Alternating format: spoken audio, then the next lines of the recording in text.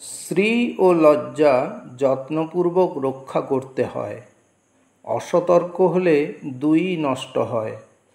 লজ্জা নারীর ভূষণ। পুরুষের অতিরিক্ত লজ্জা ভালো নয়, কিন্তু বিনয়ী হওয়া উচিত। পবিত্রতা মনে। কেবলমাত্র বাহ্যিক ধৌতিতে পবিত্রতা রক্ষা হয় না। স্বাস্থ্য রক্ষার জন্যই পরিষ্কার পরিচ্ছন্ন থাকতে হয়। শুচিবাই বড় নিন্দার কথা, ওটা ব্যাধি বিশেষ। সাহস করে ও অভ্যাস দূর করতে হয়। এককালে ধর্ম সম্বন্ধে বহুমত গ্রহণ করলে কোনোটাই সুসম্পন্ন হয় না। একটি মত অনুসরণ করা সঙ্গত। যদি তাতে শান্তি না আসে, মতান্তর গ্রহণ করা যেতে পারে। প্রত্যহ উপাসনা করা উচিত। উপাসনায় আলস্য করা উচিত নয়। যৌগিক উপাসনায় কর্মশক্তি, মেধা ও শ্রী বৃদ্ধি হয়। প্রত্যহ ভোরে শয্যা ত্যাগ করে শৌচ ও স্নানান্তে উপাসনা করা উত্তম। যার গুণ নাই তার আড়ম্বর ভালো নয়। অহংকার সবচেয়ে বেশি অনিষ্টকর শত্রু। গুণ থাকলেও নম্র হওয়া উচিত। উদ্ধত স্বভাব গুণী ব্যক্তিও প্রতিষ্ঠা লাভ করতে পারে না। রূপ যৌবন চিরস্থায়ী নয়।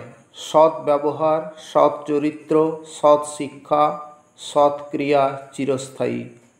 ভালোবাসা পেতে হলে এই চারটি গুণ থাকা চাই। রূপ যৌবনে যত মূর্খ লোকই আকৃষ্ট হয়, সেবা ও বিনয়ে বিশ্বের সব লোক আকৃষ্ট হয়।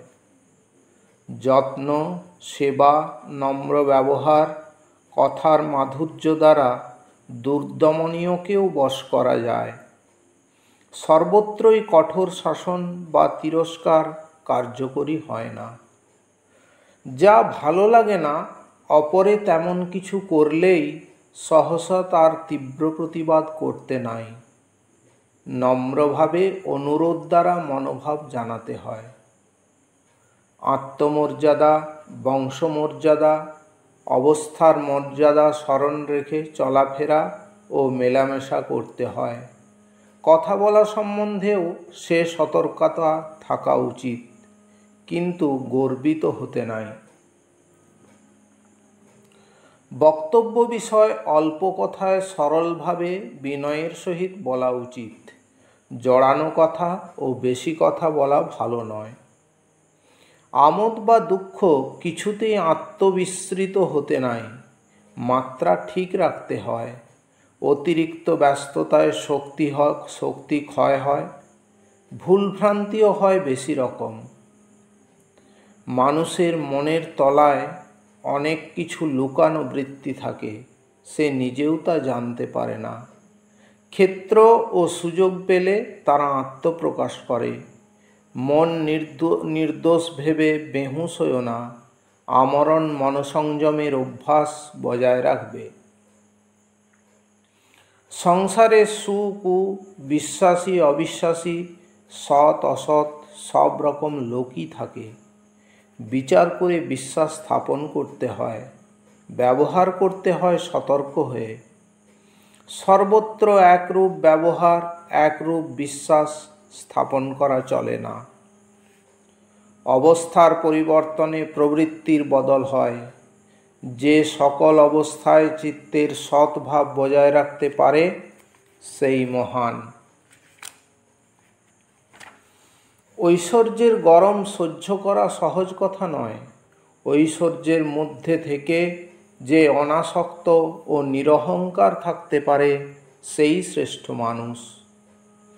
জীবনে প্রথম বয়সে ভালোবাসা পাওয়ার জন্য যে গুণ দরকার, তা প্রকৃতির দান। পরিণত বয়সে সেই রূপ যৌবনের অভাবে ভালোবাসা পাওয়ার জন্য যত্ন, সাধনা ও সদ্গুণ প্রয়োজন হয়। সেসব প্রথম জীবনে নিজেকেই চেষ্টা করে অর্জন করতে হয়। রাগের মাথায় বন্ধুর মাথায় লাঠি চালালেও তার মীমাংসা সম্ভব, তাতেও মৈত্রী থাকে। কিন্তু যদি কখনো ছলনা করো, মিথ্যা ব্যবহার করো, সহস্র চেষ্টাতেও আর মৈত্রী রক্ষা করতে পারবে না। বিবাহিত জীবন খুবই উত্তম যদি স্বামী স্ত্রীর মধ্যে প্রীতি স্থাপিত হয়, নতুবা সংসার হয় বিষ। পরস্পরের মধ্যে ক্ষমা প্রবৃত্তি না থাকলে দাম্পত্য জীবন কখনো সুখময় হয় না। দাবি করে, অনুরোধ করে, প্রলোভন দেখিয়ে বা জবরদস্তিতে মানুষের ভালোবাসা পাওয়া যায় না। শুধু অকপট ব্যবহার, ঐকান্তিক বিশ্বাস ও ভাবের বিনিময় দ্বারাই ভালোবাসা পাওয়া যায়। যারা পুরাতন বন্ধু তারা প্রায়ই শুভাকাঙ্ক্ষী হয়। নিত্য নতুন বন্ধু সৃজন করা আশঙ্কার বিষয়। গুরুর স্নেহে কদাচ স্বার্থবোধ থাকে না। যে যথার্থ ভালোবাসে, তোমার সামান্য দোষ থাকাও সে পছন্দ করে না, তার উপদেশ অগ্রাহ্য করতে নাই। আনন্দ জগতে দুর্লভ, সে সুখ ও দুঃখের অতীত বস্তু, তার স্থান ভোগের মধ্যে নয়। বিপদ জীবনে সকলেরই আসে। যে বিপদে অধীর হয় না, সেই বিপদ কাটিয়ে উঠবার পথ খুঁজে পায়। ভৃত্যগণকে যোগ্য বেতন দিতে হয়, পুরাতন বস্ত্রাদি দান করতে হয়, খাদ্যের অংশ দিতে হয়, নতুবা তারা প্রায়ই অবিশ্বাসী হয়। তুমি যদি কাহারও সাহায্যে কোনো অন্যায় কার্যে প্রবৃত্ত হও, চিরদিন সে তোমার উপর প্রভুত্ব করতে চাইবে। মনে রাখা উচিত, অন্যায় অনুষ্ঠান কোনো মতেই করা সঙ্গত নয়। যেসব কুটুম্ব ও আত্মীয় তোমার রূপ গুণের অযথা প্রশংসা করে, তাদের কথায় বিহ্বল হইও না। তাদের অন্তরে হীন স্বার্থবুদ্ধি থাকতে পারে। যে তোমার মন্দ প্রবৃত্তিকে সমর্থন করে, ক্রোধের সময় উত্তেজনা বৃদ্ধি করে, প্রবোধ দেয় না, সে তোমার মহাশত্রু। যে সময়ের ও অর্থের অপব্যবহার করে, সমগ্র জীবন কাটে তার দুঃখে ও অনুতাপে। রূপ, যশ ও ধনের গর্বে চক্ষু অন্ধ হয়। এই অবস্থায় প্রকৃত বন্ধু এবং সত্যকে চেনা যায় না। সংসার বড় কঠিন পরীক্ষা ক্ষেত্র। প্রতি পদক্ষেপে বিচার বুদ্ধিকে সজাগ রাখতে হয়। একটু ভুল করলেই বিপদ অবশ্যম্ভাবী। মানুষকে সহজেই ফাঁকি দেওয়া যায়, কিন্তু সৎপুরুষের দৃষ্টি সদা জাগ্রত, তাকে কোনো মতেই ফাঁকি দেওয়া যায় না। মানুষের আছে দুটি দৃষ্টি, একটি অতীতের দিকে আর একটি ভবিষ্যতের দিকে। মানুষের বর্তমানের উপর লক্ষ্যই নাই। সে যেন অন্ধভাবেই বর্তমানটাকে কাটাতে চায়। যাকে মনে করে সুখ, তা সুখ নয়। যাকে মনে করে দুঃখ, সেটাও দুঃখ নয়। জীবনকে বুঝবার জন্য কোনো বাঁধা বয়স চাই না। দুঃখের অভিজ্ঞতার বোঝা যার উপর যত বেশি চাপে, সে তার জীবনকে তত বেশি বুঝতে পারে। সুখের হাওয়ায় জীবন থাকে অজ্ঞাত। সুখী লোক তার জীবনকে আদৌ চেনে না। মনে খেয়ালের উদয় হলেই তা পূর্ণ করার চেষ্টা করতে নাই। বিচার করে দেখতে হয় তার পরিণাম কি। যদি পরিণাম অশুভ হওয়ার হেতু থাকে, তবে সে খেয়াল অপূর্ণ থাকাই ভালো। প্রকৃত ভালোবাসা কোনো কালেই নষ্ট হয় না। স্বার্থযুক্ত ভালোবাসাই ক্ষণস্থায়ী। দুঃখের নিবৃত্তি হয় বিচার দ্বারা।